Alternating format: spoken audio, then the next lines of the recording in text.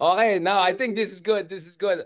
Okay, John, I hope hindi kita inapi. Medyo napa-midnight tayo. Hindi natin sabihin kung anong airlines yan. Pero ang suggestion ko parati kung talagang masamang pakiramdam niyo sa airlines, magreklamo kayo. Baka mamaya may free mileage pa kayo dyan. Hindi na, You wag na. never know, General. Wag gusto niyo mag-shark out Ipakita din. natin, Or... ipakita natin ang corner ng kanyang pagkain. Wag na. Yun, ayan. Medyo parang alam mo kasi na yan, ha? Pero mabait ang mga to. Basta General, Yan as ang long as kulay. you arrive Yan ang safe. kulay ng puwet, oh. Yan ang kulay ng puwet. Pero hindi siya mukhang AirAsia. Yun na lang sabihin natin. Hindi siya mukhang AirAsia. General, wow, it must have been a crazy, crazy week. At mukhang after 27 days, nakita yung mga 40 messages ko sa inyo. I'm just kidding. I'm just kidding.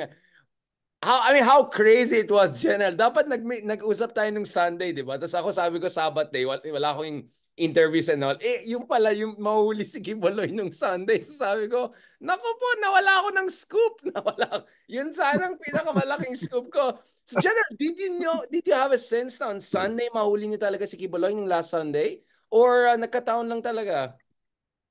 No, I made a decision to actually end everything on Sunday because I'm really Right. very, very afraid na magkakaroon ng TRO on the Monday. Kasi may feeling ako na magkakaroon ng TRO eh. So, Right. I already made a decision na Sunday, it's all or nothing. Pero wala naman eh, dahil una-una, naluto siya talaga nung weekend eh, dahil natapos yung presentation ko sa Senate nung Friday, and it crystallized everything na, kumbaga, nailatag ng premises and yung comms ang comms part nun, yung the way it is presented to the public. So I think kung ano man ang nangyari nung Sunday, kung hindi man siya sumurrender at inassault namin talaga yung Bible School at may nasaktan talaga, or even if kung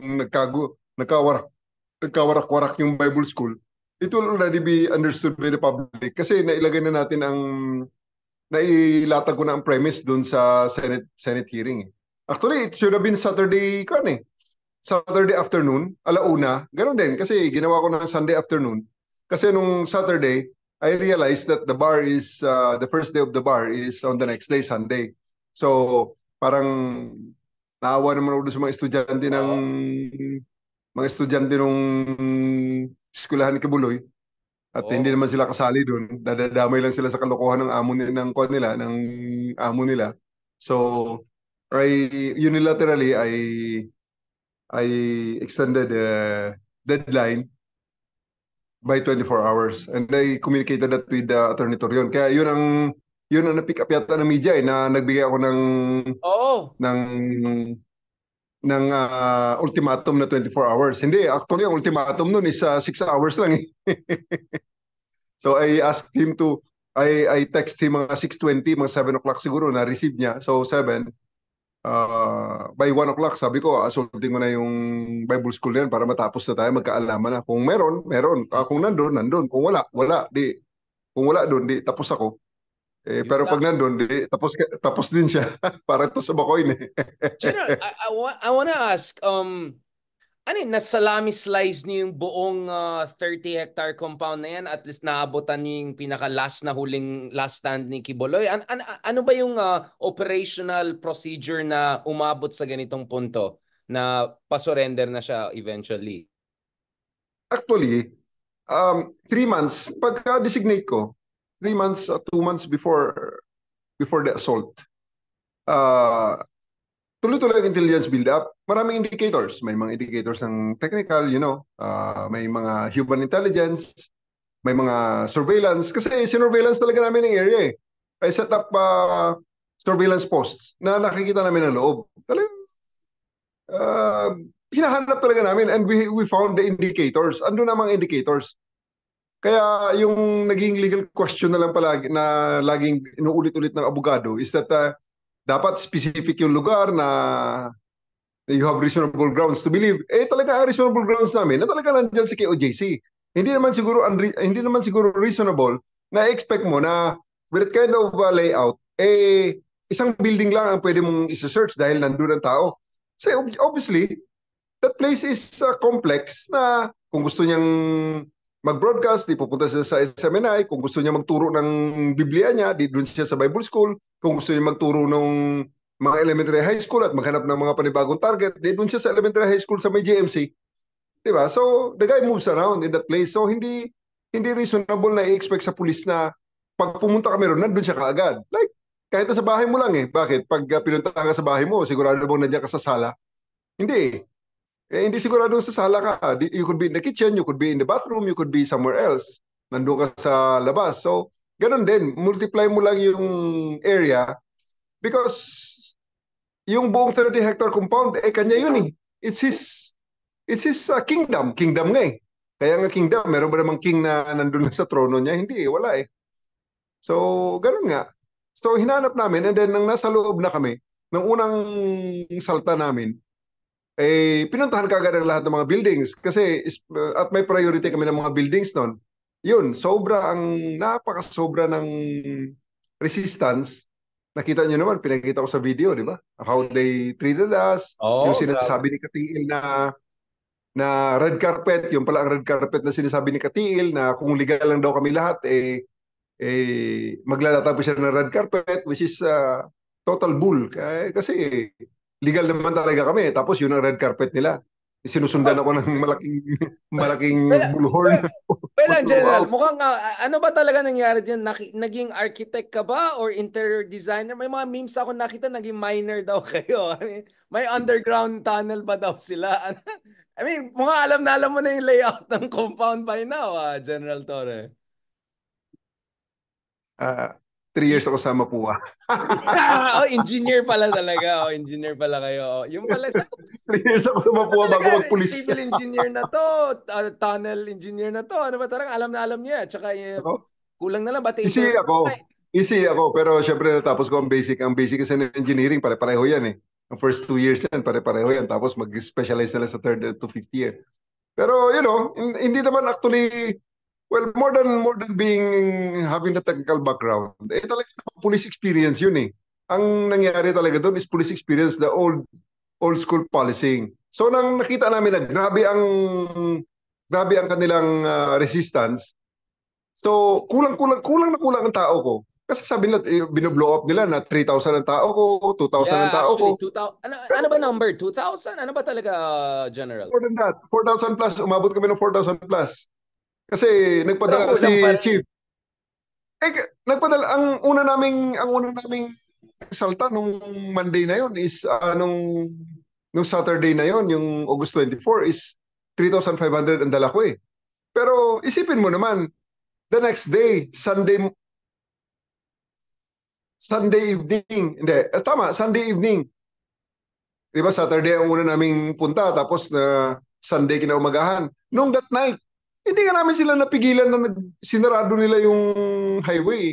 We really cannot prevent them much as we'd like to do it. Kulang na kulang ang tao kasi napalaki ng lugar. Hindi naman namin pwedeng bitawan yung mga areas na naka-designate. Kasi halimbawa, like hangar, ilan lang ng tao ko doon? 50. Tapos doon sa Medina Construction, pagkalaki-laki Medina Construction, ang nilagay ko doon, dalawang platoon, 100 yon. Yung mismong dome, 5 hectares yun. Isang kumpanya lang inilagay ko doon, 100. Tapos ang iba doon is, ang marami kasi, yung security sa labas. Dahil kailangan namin i-secure ang gate. Sinasarado nila. Pag sasarahan nila kami, itatrap nila yung mga tao ko eh.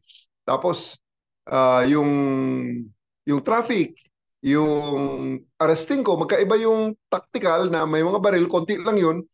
Ang marami doon, yung may mga baton and shields, yung CDM, Civil Disturbance Management. At marami rin, separate yun, yung grupo naman ng mga arresting, yung mga sibilya, naka-uniform, walang baril, walang shields, ang dala-dala naman, posas at saka mga plastic ties. Because on that morning, we're ready to arrest 200 people. Buti na lang, hindi na, binuksan lang ang gate na maayos. Pero yun naman, pinapasok kami at ginulo kami ng ginulo for the next 10 days. Kaya talagang But General, weren't you supposed to get augmentation forces? General, weren't you supposed to get augmentation forces? I mean, the way you talk, this looks like a battlefield. It's like I'm listening to Napoleon saying, ito yung rear action namin, ito yung I mean, this looks like a very complex operation at parang you were being spread very thin, no? Given the scale Yeah, of the challenge. we're really spread thin kasi unang-una yung yung complex nga, di ba? 30 hectares. Tapos ang kuanon ang length and width nun is 500 meters. 500 meters on one side and mga Half a 600 meters on kilometer. the other side. So, So more than half a kilometer. Oh, wow. yun ang dimensions niya. So ang pinakamalaking challenge doon, iisa ang gate na pwede naming papasukan dahil by legality, doon ka talaga papasok. Alam namin na napakalaki ng resistance doon. So, ang naisip namin is multiple entry, multiple breaching points. Para sabi ko, pag hindi ma-open itong gate at talagang magmamatigasan sila, para ma-minimize naman ang casualties on both sides, di mag-breaching points tayo. Kung saan sila mahina, doon tayo mag-breach, doon tayo papasok. So, I designated 18 breaching points doon. So, ma-block man ang iba, makakapasok talagang iba. And eventually, dahil nakita nga nila ang futility ng resistance doon sa gate, dahil may mga nakakapasok na galing sa likod, so binuksan na lang nila eventually. So, which I'm very thankful. So initially, okay na. The next problem kaagad na ibinigay nila sa akin, ang second night. Second night, sinarado nilang highway. Kaya hindi nila masabi talaga na naging long drawn at napakatagal ng search doon sa KOJC compound kasi napakaraming problems na hindi related sa search ang kanilang pinagagagawa. They ask for a permit from the Davao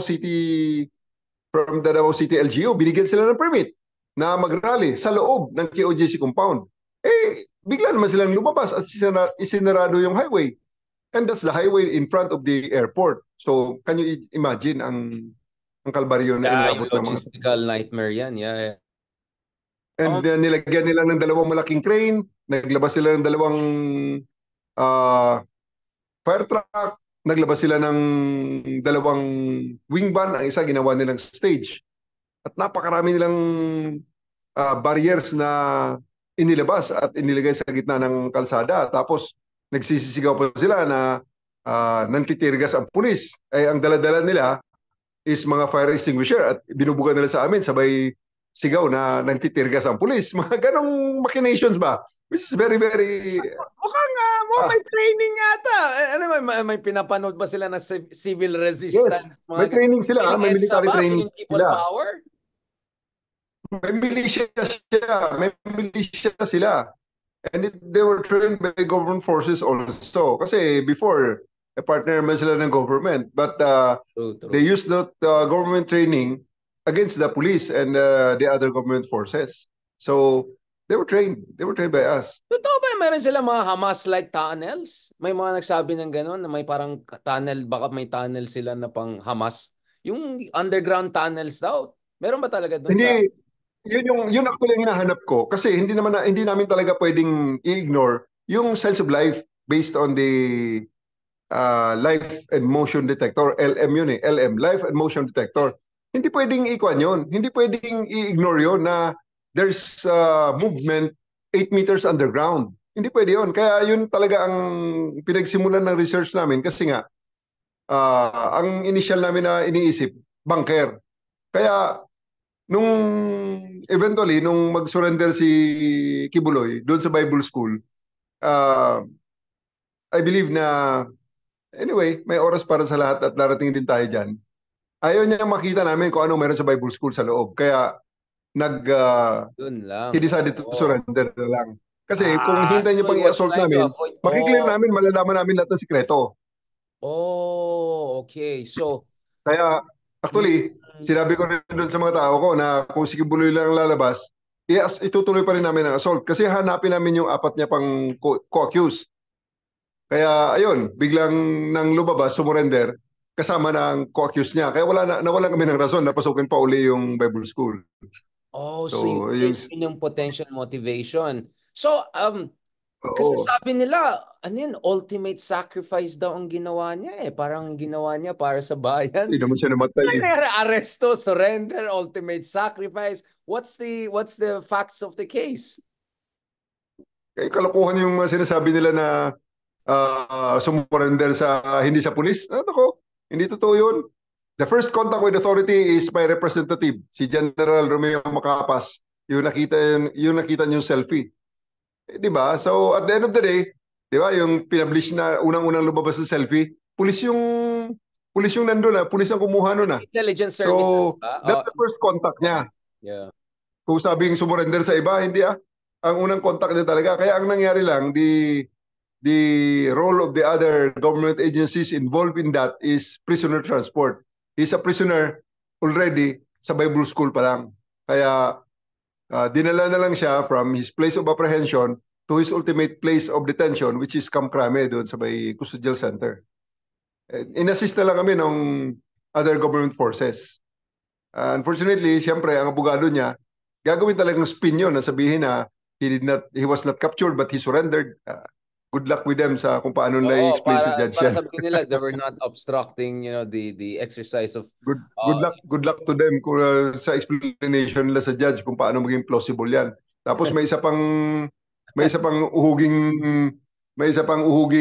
epal na retired intelligence officer daw.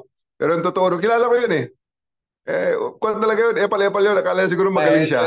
Gumawa ng kwento na sa kanya nag-surrender si Kibuloy sa North Cotabato at pumasok na lang sa OJC yung pala, para surrender. Oo. Diba? Ano yun? Saan galing yung General? Anong drama yun? Anong charot yun? Anong Marquez?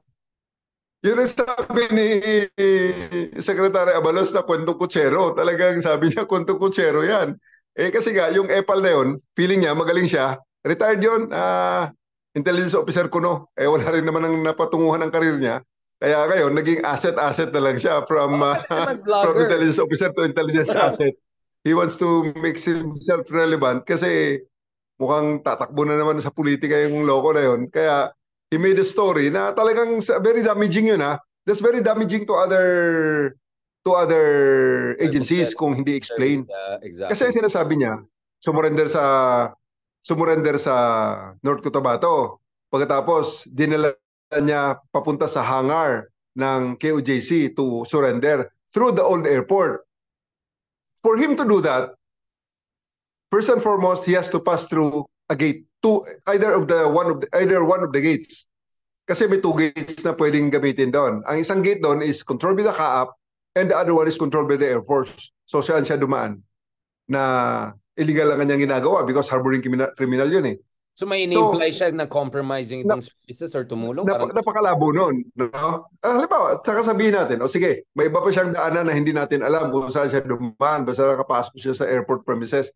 For him to do that, to move from the old airport to the hangar of Kibuloy, he has to cross the runway. How can you cross a runway? Or you use the service road undetected. Ang loob ng airport, pag mag-cross ka sa runway, siyempre, concern ka ng tower kung mabangga ka ng aeroplano. Kung dadaan ka naman doon sa may service road, concern ka naman ng ground control. Kasi ang ground control, nakikita niya lahat yan. Yung paglanding ng aeroplano kasi, tinatransfer sa ground control yan para ma-synchronize yung aeroplano sa ground, yung mga ladder, yung mga baggage handler, yung mga fire truck, yung mga bus, kung may mga bus gates na ginagamit. Alam ko yan kasi Air Marshal ako. Mission Impossible. Tom Cruise ba si Kuya ngayon? Tom Cruise na. Hindi, self-proclaimed Tom Cruise. Kaya alam ko kung paano tumatakbo ang mga elemento dyan sa airport dynamics kasi nag-Air Marshal ako. Kaya meron na kaming seminar dyan sa STP 123 Basic na requirement ng ICAO, yung International Civil Aviation Organization. So, seminar namin yan noon, year 2003. Kaya, napaka-imposible ng kwento na yun. Kaya house show talaga. Sabagay, house show naman yung source ng kwento. Alam ko yun. So General, you were the perfect enemy kasi may engineering background ka. May aviation na training ka. Medyo alam mo na, marami ka rin mga kilala dyan na may marites-marites dyan. I mean, mukhang hirap na hirap sila sa'yo, no? But General, how did you keep your composure? Because I'll be honest, no, General Torre, one reason I was very surprised with almost 99.9% positive comments about you and support for you nung 2 weeks ago pa na mukhang malabo pa ng konting situation, at least on the surface, is because usually pagdating sa PNP, I mean, aminin natin, General, in the past few years, yung panahon ni Digong, there's a negative perception. I just want to be honest. We're all friends here. Pero Yeah, yung of course, level of of course. self-restraint mo, General, your level of self-restraint, composure, cool, calm, and composed, it was amazing. I mean, this is what you expect from a pro world-class Philippine police, and I think many were amazed by this. Can you tell me about how you kept your composure? Kasi yung City Council resolution, daming satsat. Yung korte, pinagalitan pa ng Department of Justice at saka yung Court of Appeals. Ano pinagsasabi niyo dyan? Vice-presidente mo, bumalik pa at minute-meet pa niya yung mga supporters. Yung mayor na isa dyan, nagmamagaling. Si Digong, yan na naman. I mean, these are all from all different sides. Talagang sandwich na sandwich kayo, General. How did you keep your composure? Nag-yoga rin ba kayo? Baka meron din kayo ibang training na nag-meditate kayo na hindi ko alam, General. Baka, ano pa ba mga training nyo dyan? Yoga master ba kayo? Siguro I'm just may kuha ako siguro may mga natural gift of a thick skin, thick black skin, kaya matibay eh. Natural armor. Makapal ang balat, makapal ang apog, maitim pa. Talagang medyo Nakahanap ng they can't get through me. Kaya medyo, but seriously speaking, I'm that confident. Kasi, well, alam ko ang batas eh. So, naintindihan natin ang situation and hindi naman tayo pumasok, hindi naman hindi ko nilid ang mga tao ko into something na unsure ako. Truth to be told, ang operations plan nito, 2 rim ang kapal. Kaya nagtataka yung boss ko na nang pinasa. Sabi niya, bakit ang main oplan, kasi kakaiba ito sa ibang mga oplan. Maybe that's the first time nakakita sila ng ganung oplan na ang ginawa kong operations plan ay ang main operations plan ay 5 pages lang. Pero yung mga supporting documents ng mga implementation plan ng bawat aspeto ng operation, like CDM, yung CDM ko talagang dinitalye ko, yung paano buuin ng CDM, yung Civil Disturbance Management, na hindi lang na i-form mo, hindi, pati ang training na ni-require ko, pati ang kanilang how the CDM will work with the arresting officers. Kaya kung napansin nila yon, nakita yun ng mga KOJC, lalo na nung kanilang abogado, na weeks before basta weeks before ng actual na pagpasok ulit, pag-serve ng warrant, nakakita nila ng mga pulis nagpa-practice ng CDM and yung paano mag-gel ang team ng CDM at saka ng arresting. Kasi yan ang trick diyan eh. Yung synchronizing, no? Dapat kasi parang silent drill yan eh. In such a way na ang mga movements sila will be automatic and fluid. Parang yung old Greek fighting, yung nakita niyo naman niya sa mga movies like 300. Yan, nakita niyo yung mga shield na dikit-dikit pag inatake sila, paano ang umbrella formation. Pinagawa ko yeah, parang Spartan na laban. So, kasama doon, pati yung tinanungan ng boss ko, bakit may mga kasama rito, yung procurement ng mga portalets, nag-estimate ako nung size ng kitchen na gagamitin ko, gaano karami yung pagkain na ipiprepare every meal. So, tinanong nga niya, nagulantang nung sinabi ko kung magkano presyo because it's absurd absurd ang pagtingin nila, pero well, tama nga, nandun nga ang na mag-end kami, ganun nga ang expenditures. So it was meticulously planned, pati yung movement yung deployment initial, pag start natin ganitong 4:30, ganitong itsura ng operation ng battlefield, kasi kanyo ang tawag namin doon IPB. Ang tawag niyan is IPB, Intelligence Preparation of the Battlefield.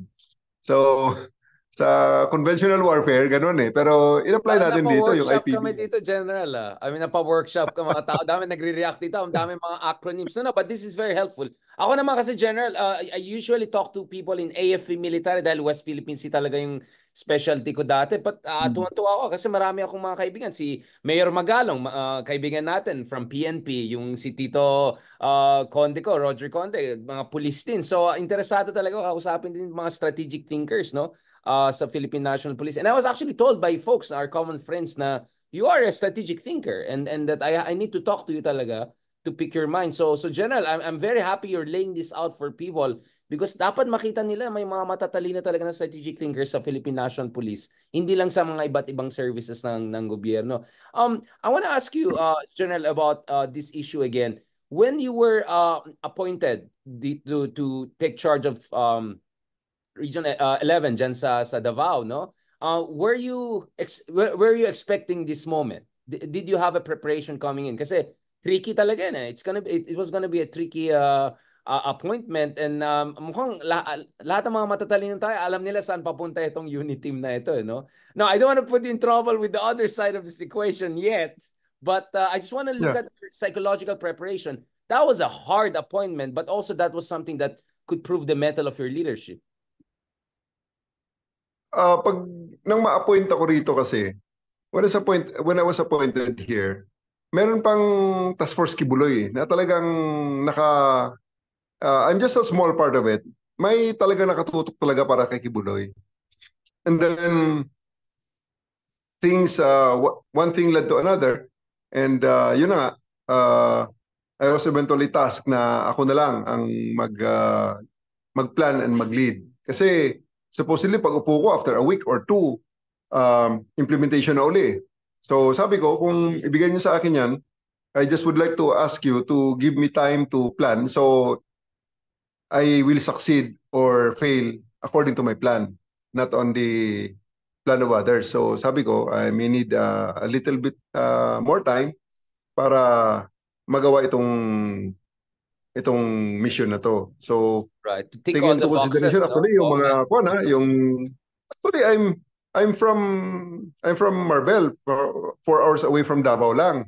At kung napansin mo sa aking Facebook, kung mapansin mo sa aking Facebook, ang latest na post ko nung isang araw nung pumunta rito si General Marbil, nag-alay ako ng bulaklak sa libingan ng mga bayaning pulis dito sa loob mismo ng kampo ko.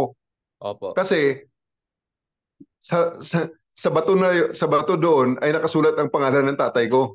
Yeah, Dahil you namatay ang tatay dedicated your ko. dad. I saw that exactly. Can you say tell us a little bit about that, yung background ng ama niyo? Kasi father's legacy is really something I can definitely relate, General. My father is a PC soldier and he was assigned in Coronadal, South Cotabato. He was the first sergeant of that company. And namatay siya sa isang assassination, ambush. Doon din, while he was the first sergeant. So it was in 1990, 6 months before ako pumasok ng akademya. Tapos, among sa mga commanding officers niya, si General Isidro La Peña. He was a Gold Cross medalist ang tatay ko. Dalawa ang order doon sa medal nila. Siya at saka si General Isidro La Peña. And who is Isidro La Peña? Talagang mainstay ng Davao. Hindi ka taga Davao pag hindi mo kilala si Sir Sid. He was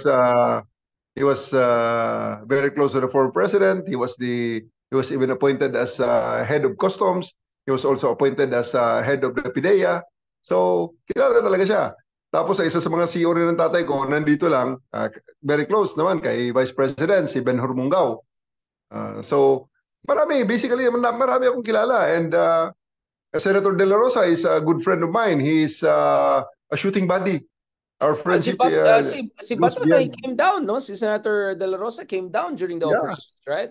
What was the context of your conversation to make sure things don't get out of control? Why would he come down? I mean, to the degree that you can share. Well, yun na nga, nung matapos na ang lahat, sabi ko nga, sa yung mga nambabash na mga nanggugulo at nangiintriga, sabi ko, alam nyo, pati even sa mga tao ko, sinasabi ko rin na these people are never our enemies. Opponents sa field siguro nitong we're on the opposing sides nung trabaho ito, but nothing personal.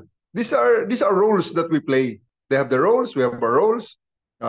Everything turned out well, kahit na sa kanila, at the end of the day, I would like to think, especially sa abogado nila, kay Atty. Torion, na the outcome is also favorable for them kasi at least they can already start with the defense and matapos na. ni Kibuloy kung meron mang end in sight dito. Kasi hindi pa tapos eh kung anong mga legal remedies na sinasabi niya after all those legal gubildigok. Yung sinasabing legal gubildigok. Eh wala pa rin eh. At the end of the day, bihirang-bihirang makakwash ang warrant nang hindi ka magsasubmit sa korte. Imposible. Halos hindi ubra yun. There's no way that it can be done. Baka Especially pang in this case. SMI School of Legal Constitutional Studies siguro yung mga sinasabi nito. Kasi nakakailo, Tore. So kung hindi mo babasahin, Kaya nga eh. wait, sinabi ni General Torre, hindi si Torion pala. I mean, kung tamad ka magbasa, minsan mahilo ka sa quotations pag binack to back kayo ni Sir Torion, no? Dean Torion. So this operation is really unprecedented, no? May maisip pa kayong general na may similar to this in the past? Even during your dad's time, na ganitong kalawak na operations, handling thousands, going through a compound. I mean, wala akong maisip na anything similar unless, obviously, I'm not an expert on PNP history. What was your inspiration if this is a pioneering, essentially, operation? I mean, I cannot think of any precedents. Is there any precedents? Well, kung lang to, maybe na-blow up lang ito na operation pero there was a time when I was the QCPD director, di ba? May pinasok din akong isang hindi kayang arestuhin ng mga pulis ko. Inakit ko, pader, ayun yung umakyat, di ako na lang akit, arestuhin natin itong tao. And then also, parang shortly after that, ay may isa akong case din na bakanting lote na pinasok ng mga sindikatong squatter gamit ang mga security guards na hindi rin actionan ng mga SWAT dahil kung ano-ano mga sinasabi. Adi, ako umaksyon, pinag-aresto ko lahat ng mga security guards na yon because it's really basically parang dare, use up to dare kasi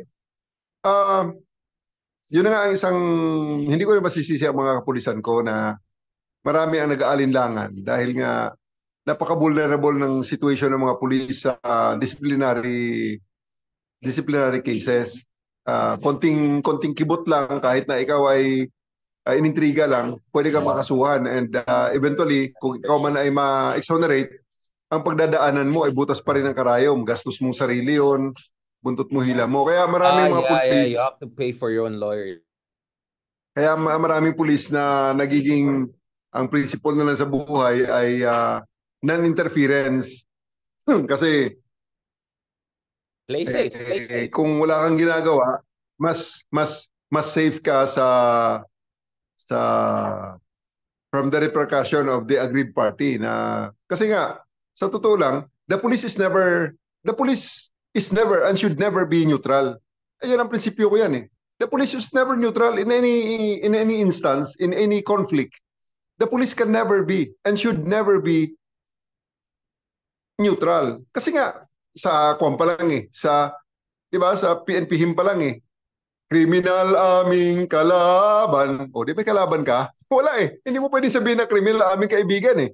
So pag may kalaban ka, hindi ka neutral. Kasi may kinakalaban ka eh. And really, yun ang gusto kong palaging pinapaalala ko sa sarili ko na sa isang conflict, palaging nandun tayo para sa aggrieved party na naghahanap ng redress. To some extent, wala tayong kinikilingan, wala tayong pinoproteksyonan talaga ng mga interest yan. At susunod sa rules of the game. Dapat at the get-go, on the fly, ma-assess mo na kagad ang situation kung sino ba dito ang dapat na kampihan mo, sino ba dapat ang proteksyonan mo, at sino dapat ang neutralize mo. So, in this case naman, ay napakaliwanag naman. May warrant of arrest at may dahil may nagrereklamo at may ruling na ang judge. So, bakit ko naman kakampihan si Kibuloy? Isa lang ang bottom line dito, sumurrender ka. So, with that, ang iniisip ko, isi-serve ko ang warrant na to, dahil pag hindi pa ito na-serve ang warrant na to, pag hindi ko ma-serve to, sino pa ang mag-serve? At hindi ko naman sinasabi na akong pinakamagaling, pero it was done on June 10, hindi na-serve eh, with so many people. Sa akin naman, parang ang hirap naman yata ang tanggapin. General, na-water cannon daw. Yeah, they did that on June 10. Pero, I mean, this is crazy. Yeah, they did. They did. At they have the temerity to show it in the Senate. They showed it themselves. Grabe, no? And then tinanong ni Bato, sabi ni attorney nila, we did that in self-defense. Kasi namang, Yung mga civil resistance. parang ibang libro talaga ginagamit nila kasi. Medyo, medyo ibang constitutional school yung napunta yung mga kaibigan natin. Tsaka mahilig sila mag-usap Yeah. human rights and due process ngayon, ha? Yung mga kaibigan natin dyan sa Davao. Ha? Hindi ko narinig yan masyado. Kaya nga, kaya nga sinasabi ko, ito, on the second day, they already wore newly printed shirts na nagsasabi, Justice for Apollo Kibuloy. Sabi ko naman sa kanila, gusto niyo pala hustisya. Bakit ayaw niyong sumurrender sa korte? Aling hustisya ba? Saan niyo ba hinahanap ang hustisya? Sa kalsada? Hindi naman pwedeng ganyan. Kasi kung hinapin niyo ang hustisya sa kalsada, magkakaletse-letse talaga tayo. Ang justice can only be dispensed by the court. And you should, first and foremost, submit to the court to avail of that dispensation of justice. So, wala General, I disagree with you. Sabi nila, sila daw ang biktima ng witch hunt. Tuta daw kayo ng Amerika, ang ginagawa nyo is in behalf of the FBI. Kawawa naman si Kibuloy. He's a victim of this witch hunt. Ano bang masabi niyo dyan, General? Wala akong dinadalang warrant ng US.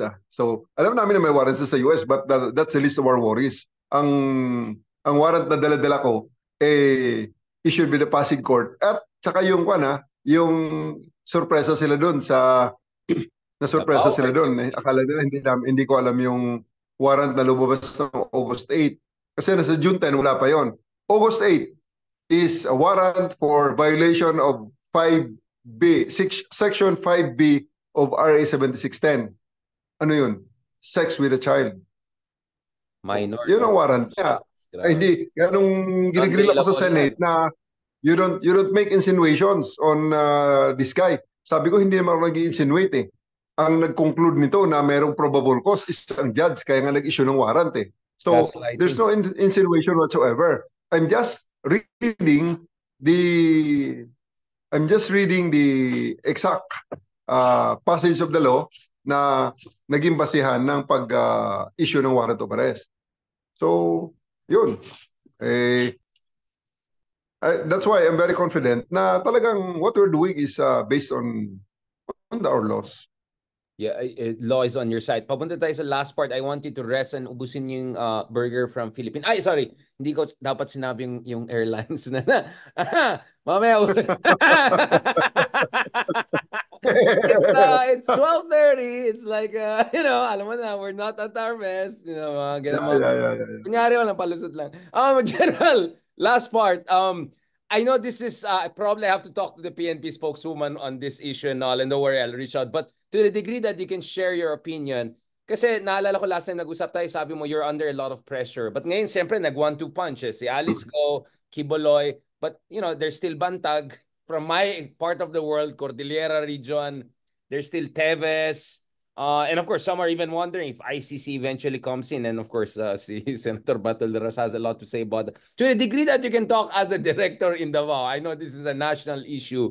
Ano masasabi mo sa mga kababayan natin na bilib sa'yo? Daming naka 400 comments sa saludo sa'yo. Parang, sabi ko, hindi po siya si PNP chief or hindi yet. Right? So, hinahinay lang sa mga tanong nyo. But to the degree that you can answer this question from all of these people na sobrang bilib sa inyo, General, knock on wood, what can you say about justice? I mean, the arc of history will bend towards justice.